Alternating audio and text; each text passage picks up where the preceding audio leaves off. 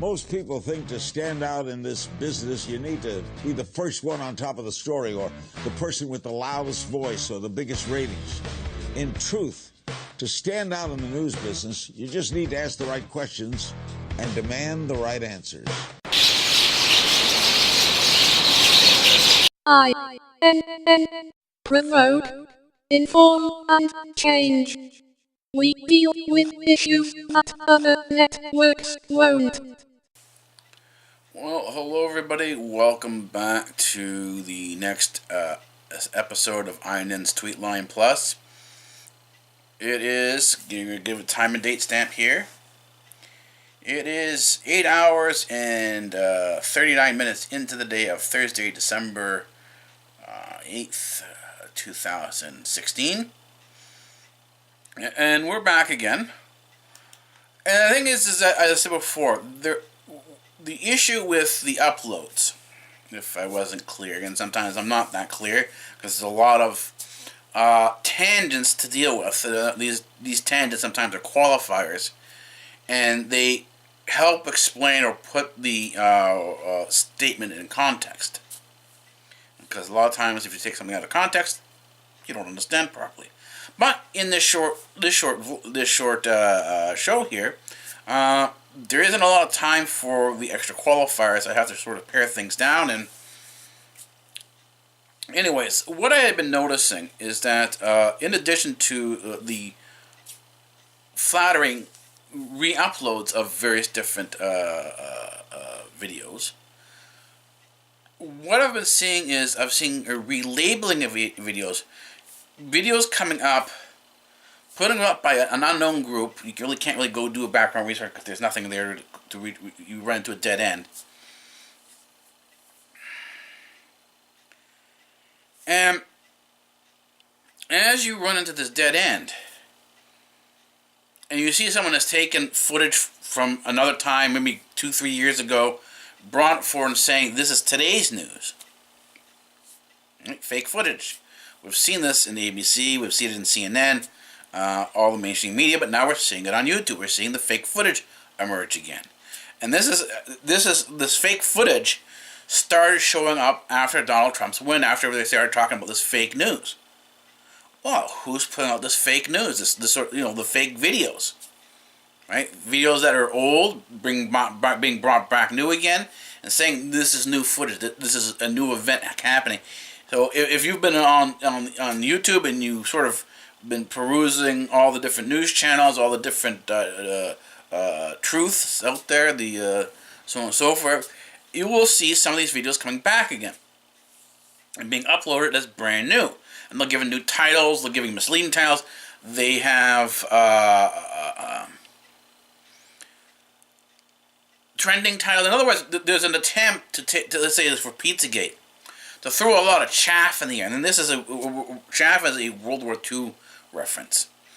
And chaff was these metal foil strips, almost like tin foil or from chewing gum, that in order to block the radar of the enemy, you throw out this chaff, and the metal would have a reflectivity on the radar, because these metal pieces will have even if it's just tinfoil, will start showing up on radar, but it forms like a cloud. You'll see a cloud on the radar, and you won't.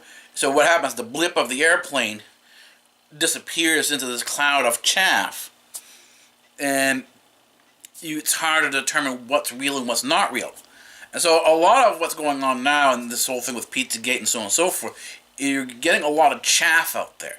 A lot of videos being put up by unknown sources that are repeats or old news and being presented as new news. Or they'll have misleading titles. Oh, we found XYZ. Oh, this has proven XYZ. They've proven things, they've found this, they've found that, and they're not really found anything. It's an old piece they've brought back and saying this is something new.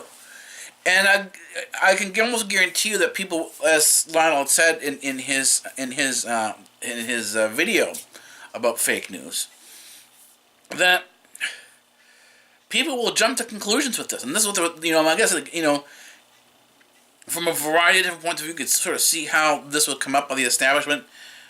You want to just you want to discredit the so-called alt-right, the sort of the independent news media, put up fake news, put up fake stuff. Let them pick this up and put it out. But the thing is, you don't get caught in this fake news bit if you understand history. You see how it fits into history. And see, I don't need to go into details on Pizzagate, because all you have to do is go into history, and I'm not here to prove to you what's actually happened. I'm not here to prove things. I'm here to point you in directions to inform you of what's happening, where the possible sources are. You can go take a look at this for your own particular information, and see how this is connected in history. This is an analysis within history, in many ways. We will be getting into some of the psychological analysis, in later episodes. But right now, this is primarily just a very simple analysis. This is what Tweetline Plus is for. Tweetline Plus is for people who want something simpler, maybe a half hour worth of viewing. I do have the headlines and beyond, which is an hour plus in length, is coming back again this week. So look for that. This will be much more in depth, and we will be doing fake news there, but we're going into a lot more than we've done before, than we've seen. And the thing is, this is where I like LionelNation, because he brings up a lot of good points, even though I don't necessarily agree with the conclusions that he's drawn. And this is what I said in the last video.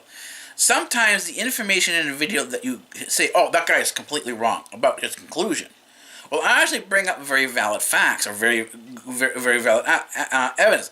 See, I don't like the term fact, because there are no real facts. And this is coming from the perspective of a quantum physicist. My research into quantum physics and into the exploration of the quantum world, the quantum universe, has shown me that you have to be very careful with the term fact, because it does not mean what you think it means. A fact is something that is solid, concrete, it's definitive, it's properly defined, and that's it. But most knowledge is not that. When we go into any degree of knowledge, to talk about anything, our knowledge, no matter how good we think it is always approximate. And this is why you can't prove to other people about your point. You simply demonstrate your point to a certain degree, and if they are interested into understanding more, you give them references, suggested studies, recommended studies, and say this is the path you would take to gain a further understanding. It's not about proof. And I'm not here to prove things to people. And this is the same thing with fake news. Why are we so surprised about fake news? If you understood the history, you would understand World War II, and even before, you would understand about propaganda. What's propaganda? Propaganda is fake news. It's news created designed to create a false impression of what's going on, or what the truth is. And the thing is, what happens is you have a lot of different people with a lot of different points of view. And this goes back to the whole thing of the conspiracy theory, the inside job, where a lot of people think, hey, this is all monolithic. That everybody in the conspiracy is on the exact same page, knows exactly what's going on, and they're following along on a script. This is not the case. Most conspiracies are very loosely constructed, and the players within the conspiracy, the inside job, is a loose confederation of different players, different groups. And even within those groups, different individuals have different ideas of how things should go and how they should progress. If you understand the history of propaganda, then you begin to understand how fake news is involved in today's context, and how today's context of fake news sits within global history, within world history. This is not something new. Fake news is not new. Go into the inception, the beginning. Go into the history of the CIA. And even go into the history of the Council on Foreign Relations. You'll see the major newspapers there. The major media companies that are there, that are talking about fake news now and producing fake news now, propaganda, have always been in bed with the CIA. They've been there from the beginning of the CIA. This includes the New York Times, the New Yorker. It doesn't matter what level of journal that you're looking at, whether you consider it to be journalism or not. They're all to some degree fake. They're there to sell you or push you into a particular point of they're there to push you, to herd you into a particular mindset. Go back, and if you want to have proof on this, you want to, not necessarily proof, but a better understanding, go look up Edward Bernays. If you understand who Edward Bernays is, and his connection to Sigmund Freud, then you would understand the psychology of PR, you'll understand the psychology of propaganda, and how they're talking about herding the human animal, the human beast, the bewildered beast. And you'll understand that Edward Bernays is not new. He's just around 1900. You know, this is where his time period is. It's early on. And this you'll see out of the work that Edward Bernays does, and also including William Wundt, you'll see the emergence of MK Ultra. You can also look at the work for MK Ultra. Look at Stanley Miller or Dr. Philip Zimbardo. You'll see MK Ultra right there in front of your eyes. And you'll see with Dr. Philip Zimbardo, and the Stanley Miller to a certain degree, you will see Ferguson. You'll see this whole Black Lives Matter with what's happening with the police out there. You'll see Abu Ghraib and what happened there. You'll see what happened in Guantanamo. And you'll see that these things are there almost perpetually as part of history. They're not isolated incidences. And I think you have in terms of the fake news today, a lot of different points because you have a lot of different people coming up and saying things. I'll give an analysis, an example here. We now know the Young Turks is fake news. You go in and do the analysis, you'll find that it's fake news. It presents itself as alternative. Jesse Ventura, who rolled over with Jill Stein, for the establishment, he presents himself as alternative. His son, Tyrell Ventura, he presents himself as alternative. He's on RT with LionelNation, as is LionelNation. He's there. He's got his own show, Watching the Hawks. But you sit down, you go through and check out what he's talking about.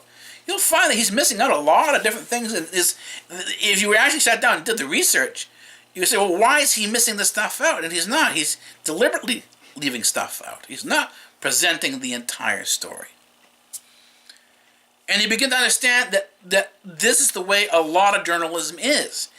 You create the story to present your perspective on this particular event. You'll see this in, I was watching France's TV news channel. I was watching stuff on the BBC. The BBC has had, for years now, since 1990, they've had documentary specials on pedophilia.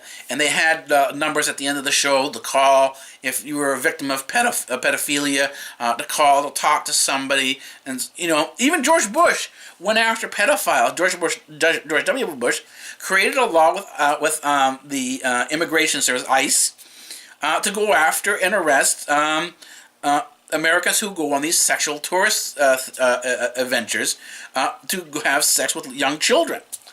He set that up. And they caught a lot of different people. And this, you can see that this must be frustrating for the FBI, but yet none of this is actually mentioned. France is talking about the Syrian rebels, who are basically fundamentally ISIS. WikiLeaks proved that and demonstrated that Obama, Clinton set up and funded ISIS. I mean, you look at the ISIS. Look at ISIS. Look at all the American weaponry there. Can you say that all this stuff fell into their hands by accident? Look at what Turkey's been doing. Look at the overthrow, the purges that Erdogan has been doing. But yet in France, they're couching all this. They're putting on their main national news, and you'll see this in the BBC as well, because BBC was one of the quintessential broadcast environments. If you were talking about news, global news, it was the BBC, and everyone pulled off the BBC model, including RT and Al Jazeera. Al Jazeera was exposed as a government operation for Qatar. Go and look at what's going on in Qatar. Look at the Qatari involvement in Syria, and you'll begin to understand how they're fixed and what their particular point of view is. RT, for some reason, you can find their fixes, but they're not exactly Kremlin. They do present a large variety of views outside of the Kremlin view. And this is why I say, you look at the comparatively, all the different channels, France 24, BBC, Deutsche World, all these different channels. You go into these different news channels, you'll find where the bent is, where the sort of the tilt is, and everyone has them. There isn't one news outlet out there, no matter where they are in the world. This is not specific or unique to the United States. It's global. And they all have this particular bent. They all have their own particular view they're presenting. They always represent the government in many cases. This includes the Times of India. This includes some of the Pakistani news channels that are in English. You can find that too. And the thing is, the whole thing is with Alex, going back to the whole thing on Young Turks, and you have Alex Jones on the other side. Well, guess what? Alex Jones popped up, and you do a search for Alex Jones. It pops up that he is apparently with in terms of the accusations that he's working with Statford, and you find that a number of his staffers, particularly his editors, are all Statford people. What is Statford? Statford is a Mossad-based intelligence organization that is connected to both Mossad and the CIA, designed to put out disinformation. So what happens is that. And then disinformation is propaganda. It's just another term for it. And so, where else do you see it? I was watching some of the other different news broadcasts and say that Statford is connected to the Clinton Foundation. So these people up at the top are all in bed with each other in some aspect. Because when you start making these links together, and this is what you see with the conspiracy theorists, they say, oh, they're all in it together, as if they're all on one single page, and they're not. There is a battle for dominance. There is no loyalty here. And because there's no loyalty, there's no one consensus in the so-called New World Order, the socialist utopia, which the UN is, or designed to create. You don't have a monolithic conspiracy. There is no monolithic insider. There's not one particular insider. There's a whole mishmash of loose groups and individuals. And these things can be taken off track. And this is what we see with Donald Trump. Donald Trump is the fly in the ointment. He is the wrench. He's the monkey wrench that is thrown into the spokes that screw everything up. And this is why they're so pissed off at Donald Trump, is that, yeah, he's an insider. He was part of the Illuminati and everything like that. But he's throwing a monkey wrench into the entire plans. And what do we see with Israel in terms of the Mossad? Well, Mossad and most of these Jewish groups hedge. They take positions on both sides, so no matter which side wins, they're on the winning side. This is what a hedge is. A hedge is you bet on both sides of the game, so no matter which side wins, you always win. That's what hedging is. This is what a hedge fund is. Anyways, if you want something more in-depth, and we can't get more in-depth into this, please watch Headlines and Beyond. It's coming back this week. Watch for it on Saturdays and Sundays. That's when we'll be going up.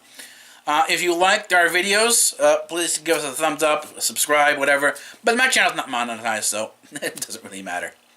Alright, bye-bye. Bye. Provoke, inform, and change. We deal with issues that other networks won't. Well, hello everybody. My name is Dr. Daniel Karras, and I am the scientist, the researcher who created Academia University. You may also know me from iNews Tweetline Plus. And this is a general introduction because although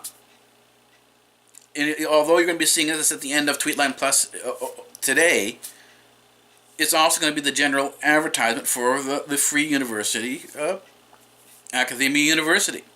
As I said before, it's not enough simply to talk about change. If you're going to be talking, you actually have to get up and do something. The first part is talking, right? Provoke, get the person's attention, inform, give them some information, and then start working on the change. Now, sometimes the provoke and inform will cause the change on its own. But sometimes, in other cases, you actually have to get up and do the change itself. Offer something new, offer something different. Offer the different news program. I have a different perspective than a lot of other people do. I look at things in a manner that other people don't. Even though someone may say, oh, that's indoctrination, or this is indoctrination, you shouldn't include this, you shouldn't include that. I do include it because you do have to analyze things. You have to do the research on things in order to do the analysis. That other people wouldn't, because there's information there that you may have missed if you didn't do the analysis. In other words, just because something looks to be insignificant or not worth your while doesn't necessarily mean that it is. So you can't dismiss the things you think that are insignificant or incorrect and so on and so forth. If you say something's incorrect, okay, fine, it's incorrect. Understand why it's incorrect. Understand how the person who's presenting the information came to that conclusion that you view as incorrect. This is the thing. You've got to find out why things are. This is the whole purpose behind research.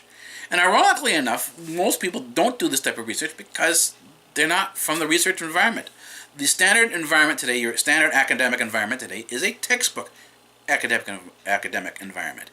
It comes from a particular perspective. It's confined to whatever's in the textbook there. Your professors confine you to these particular views, and whatever the view of the professor is, you have to write and understand according to the professor. Otherwise, they mark you. They don't give you the proper marks. And, there's a number of ways they keep you confined within a particular point of view. This university was created to create an entirely different perspective of going to university. It's not about the marks, because there are no marks here. It's not about staying within the textbook, because there are no textbooks here. What it is library. The university is library research-based understandings of things. You go out and do this research based on your library. You build your library from research, and then as you build your library, this is where your courses come: your English, your history, your mathematics, your science, the computer science, all these other things that add to your understanding of things, and it gives you more capacity to understand. And like a good example, understanding computer science. Right? Everyone was talking about Pizzagate. You're talking about the emails here. What was on Twitter, what wasn't on Twitter, what was filtered out, what was not filtered out. You want to understand what's going on in terms of how media manipulates what's going on the internet? Well, that's computer science.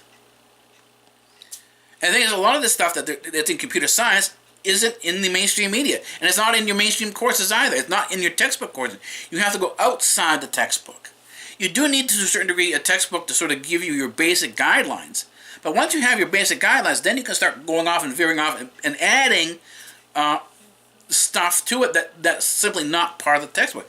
But again, you don't know what it's going to be, because research is often very much, because of your starting point, it's random. It goes off in very random directions. And so you can't predict where the research is going to take you next. And this is why you can't dismiss information that's coming into you. You sort of collect it, you bring the information in, and then you somewhat sort it initially into various different categories, whatever categories you decide that they should be arranged in. But as your experience grows with research, you can go back in and reorganize your books and reorganize your notebooks, reorganize your notes, depending on how your experience and understanding changes. And this is the essential of academia university.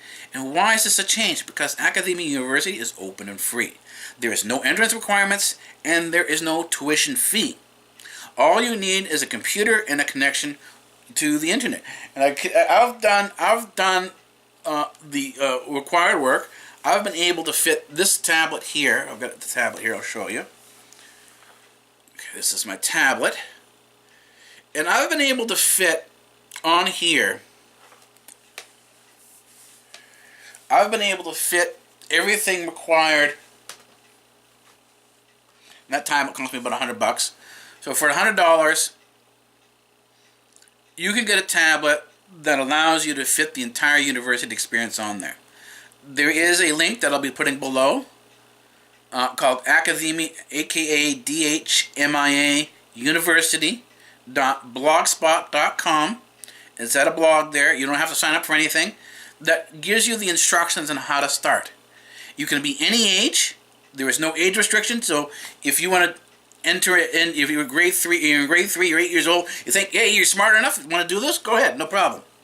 There is no age restrictions. There are no interest restrictions, and there is no fees.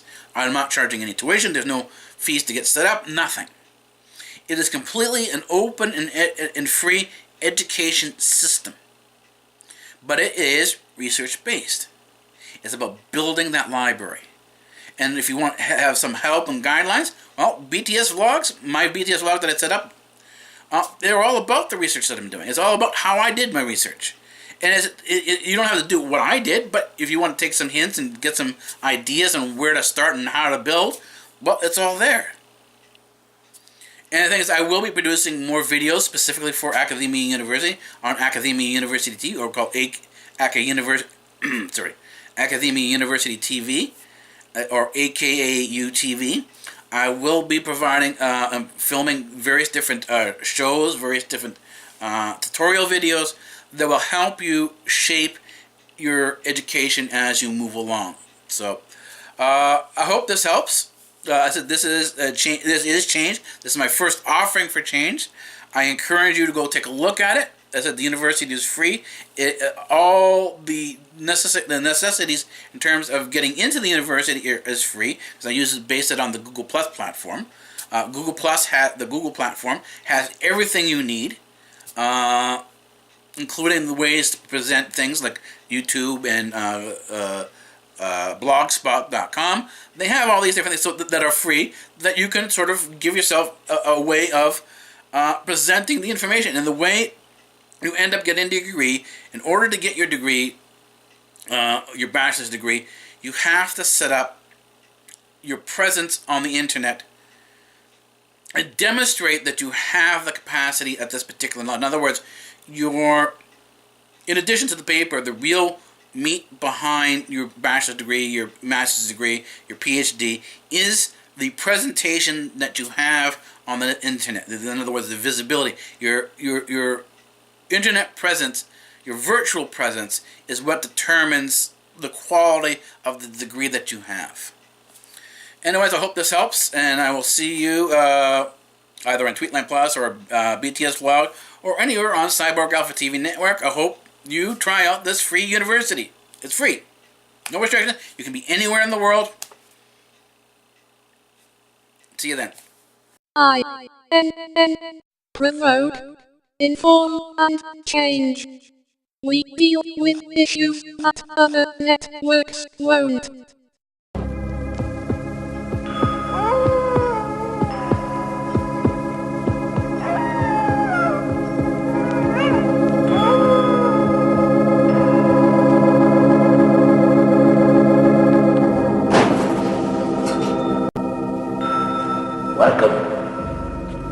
Welcome to the library, and I am the librarian.